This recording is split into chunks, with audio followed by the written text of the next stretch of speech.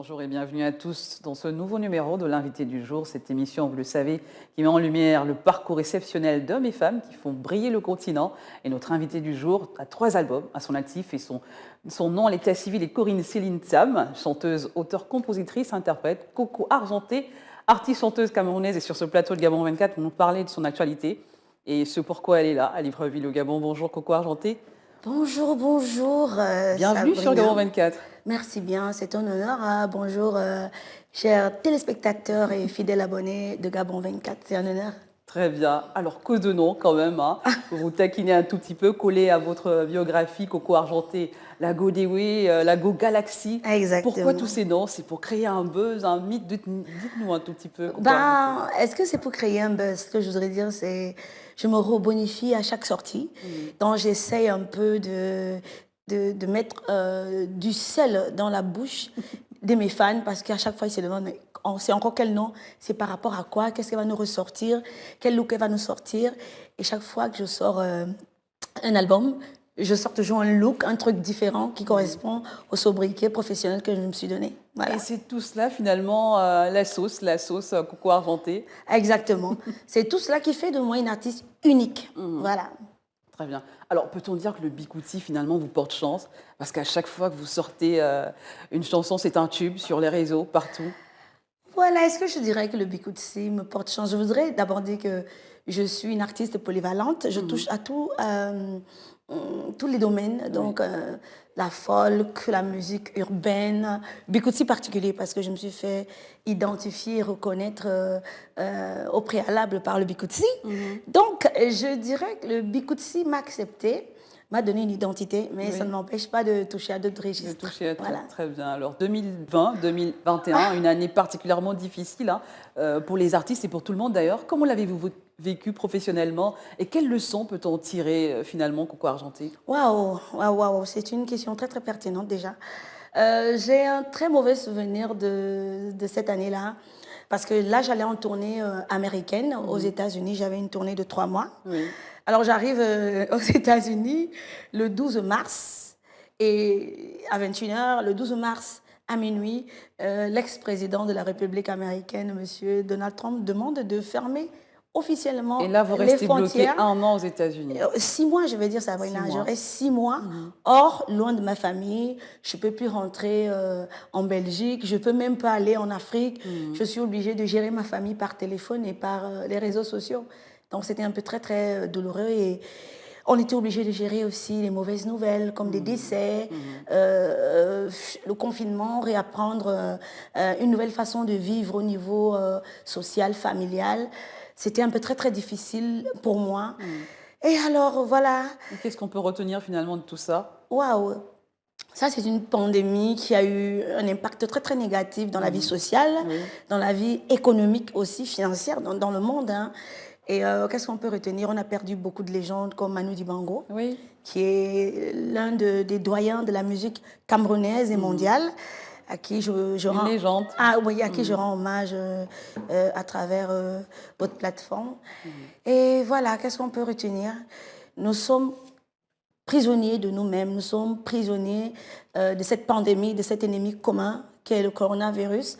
Et j'invite maintenant toutes les personnes qui auront cet honneur-là de m'écouter, de ne pas oublier que nous avons un ennemi commun, le coronavirus. Donc, ils devraient continuer à respecter les mesures barrières parce que c'est une pandémie réelle qui existe et qui continue à sévir. Voilà. Bah, très bien, voilà un très bon message. Hein. Vos dernières chansons, justement, on va rentrer dans votre actualité. Je me sens, fait Ouais, un carton, notamment sur les réseaux sociaux, avec ce style exactement. challenge où vos fans se lâchent d'abord. Et quel est votre rapport avec les réseaux sociaux? On a vu que les artistes ont dû finalement se convertir hein, vers les réseaux sociaux. Oui.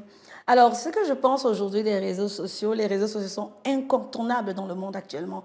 Parce qu'aujourd'hui, nous sommes à l'ère de la mondialisation. Et l'ère de la mondialisation implique la génération Z. La génération Z, la génération tête baissée. Ça veut dire que maintenant, tout le monde est à l'affût de l'information.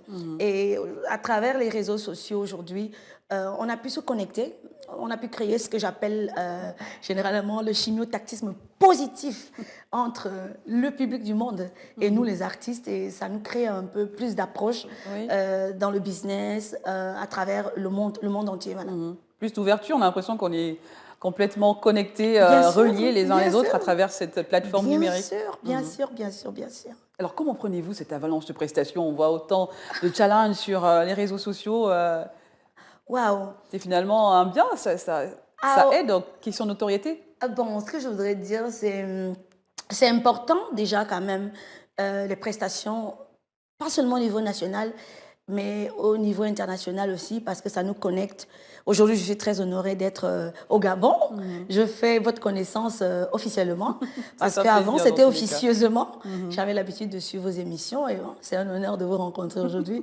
D'où les voyages sont importants, parce que Oui, ça nous permet de créer cette chaleur-là, cette proximité, je vais dire. c'est C'est un vrai. honneur, voilà. Alors, près de 11 ans dans la musique, comment vivez-vous cette célébrité? Comme une expérience ou comme une opportunité ou comme une Waouh! bénédiction finalement, 11 ans de carrière?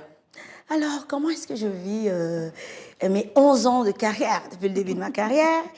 Je voudrais d'abord dire que c'est un honneur et parce que le public m'a adopté. C'est vraiment un honneur parce qu'il y a des personnes qui chantent depuis 20 25 ans, mais qui n'ont pas cette grâce-là que nous avons d'être connus, d'être acceptés, d'être aimés dans le monde. Je vis mon succès avec beaucoup, beaucoup, beaucoup, beaucoup de joie, de bonté, malgré le fait que c'est pas rose chaque jour, hein. Il y a des jours où tu te lèves aussi avec les maux de tête parce que on peut t'aimer, on peut aussi t'intriguer, mais il faut avoir la force de supporter ou de travailler ce qu'on appelle mental de résistante. Oui. Voilà, c'est pas rose chaque jour. Alors, Coco Argenté, quels sont vos rapports avec les autres artistes un peu partout dans le monde et même au Cameroun? Ouais, Les artistes au Cameroun, ça foisonne, il faut une identité, il faut s'affirmer, il faut oui. marquer au fer chaud. Et vous, vous êtes toujours là. Oui. Alors, quels sont mes rapports avec les autres artistes? Déjà au Cameroun, on s'entend super bien. C'est vrai que de temps en temps, on a des petits challenges entre nous, mais ce n'est pas négatif. Ce sont des concurrences constructives, malgré le fait que les différents fan clubs parfois veulent un peu titiller un peu plus fort. Mais dans le monde aussi, ça se passe super bien. En Afrique, en Côte d'Ivoire, au Gabon, en Guinée, au Togo, au Bénin, en Europe même, je vais dire, en Amérique aussi pareil. Donc ça se passe hyper super On a vu bien. justement une de vos chansons avec plusieurs artistes féminines Exactement, camerounaises. exactement. Là, j'ai initié un projet que j'ai baptisé Bikutsi Wake Up. Bikutsi Wake Up parce que c'est du jamais vu au Cameroun, parce que généralement, les gens se disent qu'on se titille, on ne s'entend pas. Et pouvoir réunir sur une même scène Mani Bella, qui est une artiste internationale qui vit à Paris, Oui. Majoaï également, qui vit entre la France et le Cameroun, c'était pas évident.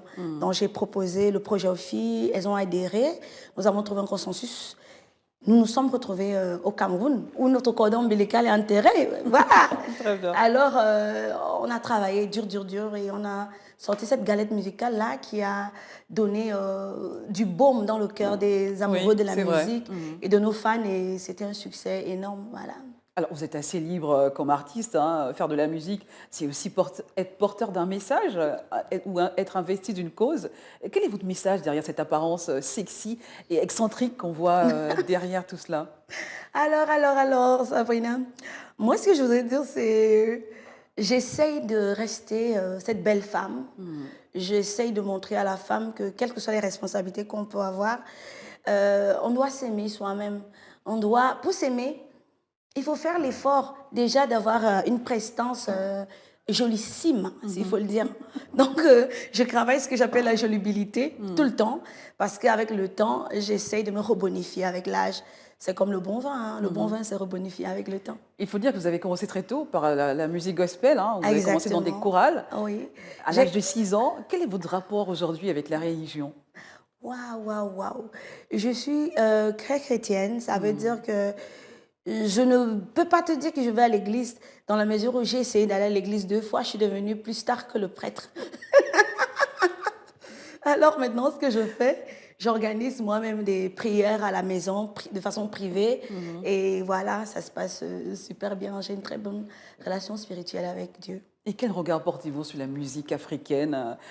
Est-ce que vous dites que changer finalement cette donne, faire voyager la musique africaine, la valoriser, permet aussi de montrer notre culture, notre créativité? Sincèrement, Sabrina, en ce moment, je trouve que la musique africaine a pris un élan incommensurable, incomparable, s'il faut que je le dise. S'il faille que je le dise parce qu'aujourd'hui, on a des têtes d'affiche comme Dadju, il est d'origine africaine, hein, Oui, bien qu'il soit... congolaise, oui. Voilà, donc il nous valorise très bien, Fally Ipupa. Moi-même, hein, Bien nous sûr. avons également Moula qui était là tout à l'heure, qui fait du bon travail. Et je pense que nous avons pris le dessus sur la culture mondiale. Oui, je le pense sincèrement. Coco Argenté, on va en profiter, vous êtes sur notre plateau, pourquoi pas un a cappella de quelque chose, je me sens, ou cette chanson qui fait le tour des réseaux sociaux. D'accord. Bébé, ah bébé, oh, gonga ding mai, gonga bagala vogolo, ce pantalon-là, ce n'est pas ma taille, ce soutien-là, ce n'est pas mon bonnet, je n'ai pas fait, je n'ai pas fait. Je me sens, je me sens, je me sens, ma wagamamiena yambere, avec ou sans toi, moi je me sens.